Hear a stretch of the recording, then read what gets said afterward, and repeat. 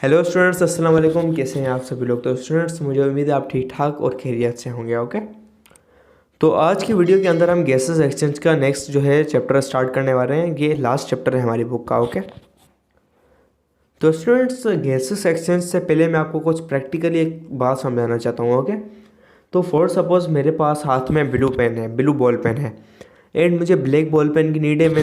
मेरे सामने एक दोस्त बैठा है मेरे साथ, ठीक है। अब उसके पास ब्लैक बॉल पेन है, मेरे पास ब्लू बॉल पेन है। मुझे चाहिए ब्लैक बॉल पेन। तो मैंने अपने दोस्त को कहा, यार मुझे ना ब्लैक बॉल पेन की नीड है यार, मुझे देना। तो उसकी जगह मेरा ब्लू बॉल पेन ले ले।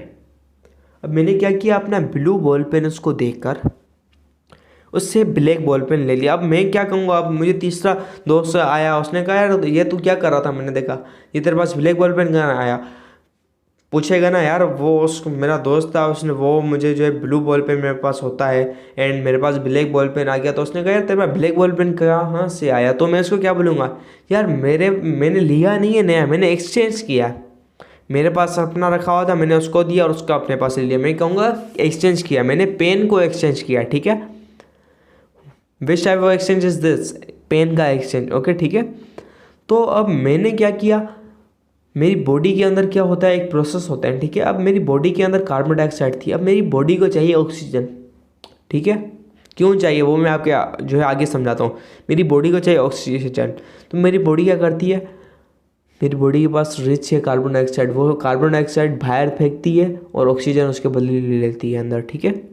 अब ये क्या करती है, एक्सचेंज करती है, कार्बन डाइऑक्साइड बाहर छोड़कर या ऑक्सीजन अंदर लेकर कार्बन डाइऑक्साइड बाहर छोड़ देती है, ठीक है। तो ये क्या किया, इसने एक्सचेंज किया। अब मैं इसको क्या कहूँगा, एक्सचेंज किया यार बॉडी ने।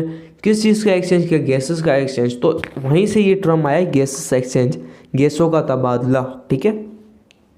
अब गैसों का तबादला क्यों नेसेसरी है, ठीक है। तो यार मैं अपनी जिस्म के अंदर जो भी काम हो रहे होते हैं तो एनर्जी हमें चाहिए उसके लिए, ठीक है। Energy is the ability to do work, ठीक है। वर्क करने की लिए जो मुझे काम करने की सलाहियत है वो होती है एनर्जी, ठीक है। अब मुझे एनर्जी हर प्रोसेस के लिए चाहिए। फॉर सपोज मैं खाना खा रहा हूँ तो उसको जो डाइजेस्ट करवाने के लिए मुझे एनर्जी चाहिए। अब अगर मुझे सोडियम पोटाशियम पंप है, वो एक्टिव ट्रांसपोर्ट करता है जो against the gradient. Cell membrane हमारी जो होती है फॉस्फोलिपिड बाइलेयर की, उसके अंदर एक चैनल लगा हुआ होता है जिसे हम कहते हैं सोडियम पोटाशियम एटीपेज या सोडियम पोटाशियम पंप। तो ये अगेंस्ट द, ये सेल मेम्ब्रेन है, ये अगेंस्ट द जो है कंसंट्रेशन ग्रेडियंट के सोडियम और पोटाशियम को फेंकता है। एंड यहाँ पर एटीपी का मॉलिक्यूल आके अटैच हो जाता है और यहाँ पर फॉस्फेट का बॉन्ड टूटता है और उसको यहाँ पर एनर्जी मिलती है, ठीक है। यहाँ पर जो है एटीपी जो हो जाता है एडिनोसिन ट्राइफॉस्फेट, एडिनोसिन डाइफॉस्फेट में कन्वर्ट हो जाता है, हमको एनर्जी मिलती है, ठीक है। तो मुझे एक प्रोसेस करवाने के लिए, फॉर सपोज किडनी में तुमने पढ़ा होगा, किडनी के अंदर आपको जो है कोई भी प्रोसेस करवाने के लिए एनर्जी चाहिए। फॉर सपोज कैल्शियम के जो आयन्स हैं हमारे पास, कैल्शियम के आयन्स जो होते हैं ग्लोमेरुलर फिल्ट्रेशन के बाद ग्लूकोज पूरा और कैल्शियम के आयन्स वगैरह जो होते हैं अंदर चले जाते हैं, ठीक है।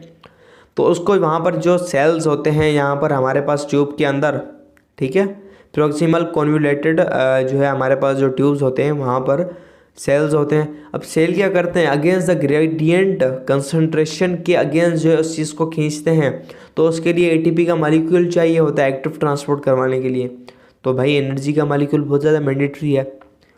तो एनर्जी का ऑक्सीजन के साथ क्या लिंक है समझाता हूँ, रुको ज़रा सब्र करो। ओके, तो अब ये जो एनर्जी है तुम्हारे पास, ठीक है, अब ये कहाँ से आएगी?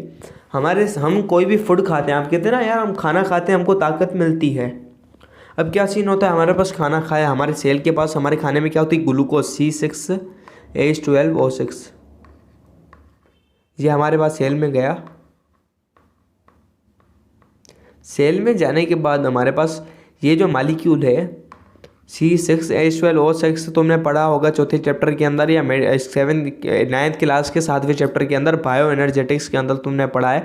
ये C6H12O6 क्या होता है, 3 कार्बन के मॉलिक्यूल के अंदर टूट जाता है और वो 3, इससे हम क्या कहते हैं, इसका नाम बताओ क्या कहते हैं इसको, कमेंट सेक्शन में लिख लेना इसका नाम। ये 3 वाला मॉलिक्यूल क्या होता है, एक 3 कार्बन वाला, 6 कार्बन को हमने 2 मॉलिक्यूल में तोड़ दिया, इस मॉलिक्यूल का नाम क्या होता है? तुमको पढ़ा है ना बायो एनर्जेटिक्स? अच्छा पढ़ा है तो कमेंट सेक्शन में लिख देना, मुझे तो आता है, ठीक है। तो अब ये जो मॉलिक्यूल है, अब मैं इसको नाम कह रहा हूँ मॉलिक्यूल, ओके, ठीक है, नाम आपने बताना। अब ये जो मॉलिक्यूल है इसको हम किस में कन्वर्ट करेंगे, एसिटाइल कोए। एसिटाइल कोए में कैसे कन्वर्ट होगा, जब ऑक्सीजन की नीड होगी O2।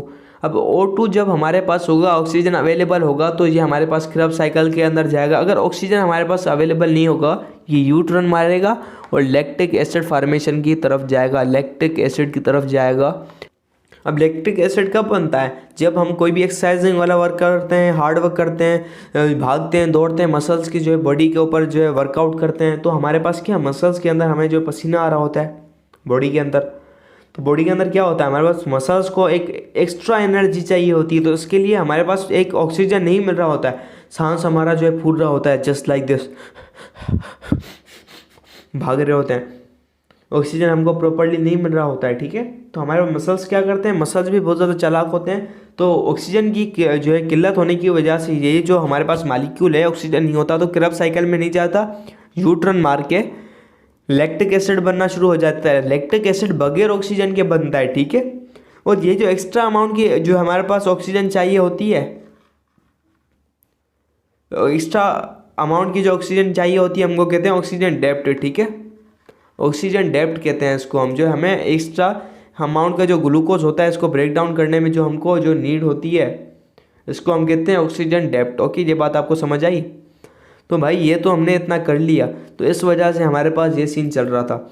अब रेस्पिरेशन बहुत ज़्यादा इंपॉर्टेंट है। अब रेस्पिरेशन से हमको क्या मिलता है, इन द फाइनल हमको 38 ATP मिलती है, ठीक है। इन द एंड हमको 38 ATP मिलती है, ओके। अब 38 ATP तो हमको मिलती है, लेकिन हमने शुरू में ग्लूकोज के मालिक्यूल को ब्रेक डाउन करने में 2 ATP खर्च करनी पड़ती है। अब 2 ATP जब हम खर्च करते हैं तो नेट अमाउंट हमारे पास क्या होगी, 38 - 2। तो हमें कितनी ATP मिली इस ग्लाइकोलाइसिस, क्रेब्स साइकिल और इलेक्ट्रॉन ट्रांसपोर्ट चेन ETC के बाद करने के बाद हमको नेट अमाउंट की 36 ATP मिल गई। तो हमको सेलुलर रेस्पिरेशन के बाद प्रॉपरली रेड ब्लड सेल में ये काम नहीं होता, ओके।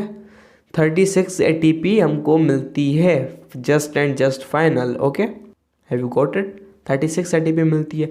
तो मतलब हमको एनर्जी इस ऑक्सीजन चाहिए। अब ऑक्सीजन के लिए हमको गैसेस एक्सचेंज करना पड़ेगा।